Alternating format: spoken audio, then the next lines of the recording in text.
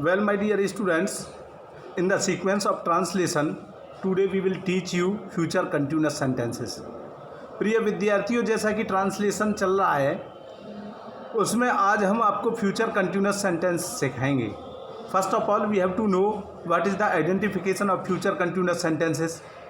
As you know, every work will be done in future in the future tense.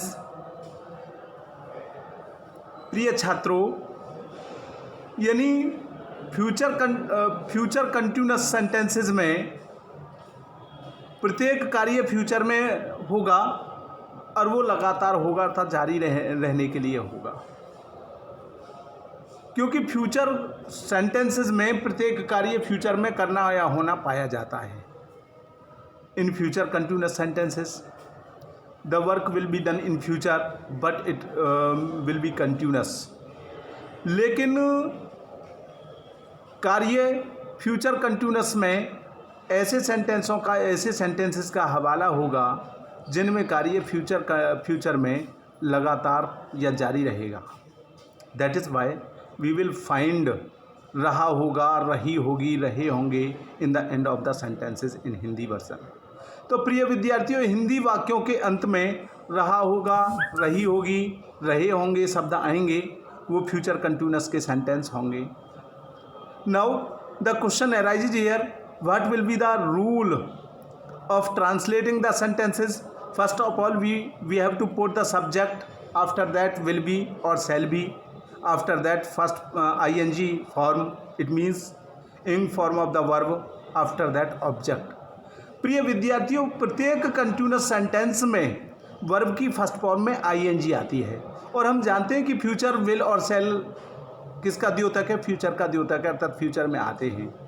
तो वाक्य में क्या होगा? सब्जेक्ट आएगा, विल बी या शैल बी का प्रयोग हम करेंगे, वर्ब की फर्स्ट फॉर्म में ing आएगी प्लस ऑब्जेक्ट आएगा.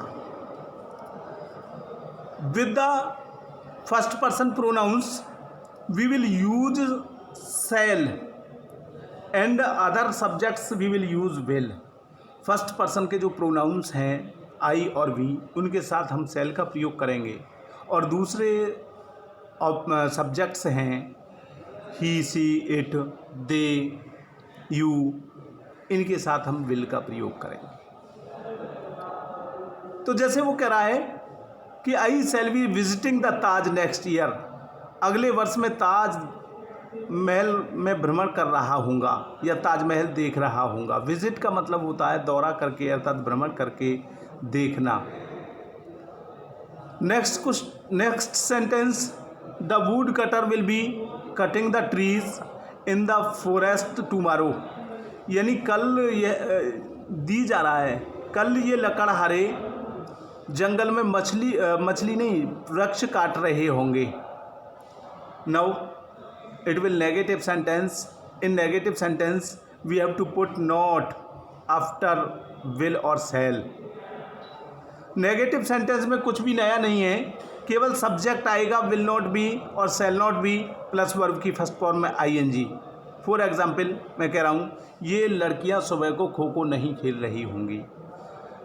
We can translate this sentence, these girls will not be playing kho kho in the morning. Next sentence, I shall not be reading the Ramayana tomorrow, अर्थात मैं कल रामायण नहीं पढ़ रहा हूँगा. Now it comes interrogative first type. First of all we have to use shall or will, after that subject, after that be, after that in form of the verb, after that object. In the second type interrogative we have to put question word, we have to use question word before shall or will. प्रिय विद्यार्थियों, first type interrogative में सबसे पहले शैल will लेंगे subject के अनुसार, उसके बाद में सब्जेक्ट लेंगे, नॉट लेंगे, बी लेंगे, वर्ब की फर्स्ट फॉर्म में ing आएगी प्लस ऑब्जेक्ट आ जाएगा. सेकंड टाइप इंटेरोगेटिव में कुछ भी नया नहीं है, केवल विल और शैल से पहले क्वेश्चन वर्ड आ जाएगा, बाकी जो खत्म आएगा. फॉर एग्जाम्पल मैं कह रहा हूँ shall we not be doing our homework in the first period, कि क्या पहले पीरियड में हम अपना गृह कार्य नहीं कर रहे होंगे.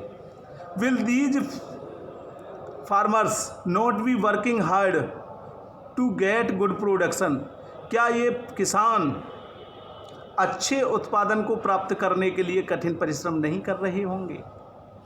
Next sentence, second type interrogative, who will be helping you in the maths, in maths, maths में तुम्हारी सहायता कौन कर रहा होगा। That is why I think, I hope, I believe that you must have understood all the rules and regulation of future continuous sentences, and after practicing you can translate some sentence. That is why I suggest you, I advise you, I instruct you, I order you to translate at least 12 sentence in your exercise notebook, exercise book. तो प्रिय विद्यार्थियों, मेरी आशा है, मैं अपेक्षा करता हूँ आपसे कि आपने फ्यूचर कंटिन्यूअस सेंटेंसेस को भली बात ही समझा होगा, और समझने के बाद में इसके रूल्स एंड रेगुलेशन याद करते हुए आप कम से कम 12 सेंटेंसेस अपनी नोटबुक में, फेयर नोटबुक में बनाओगे। That's all.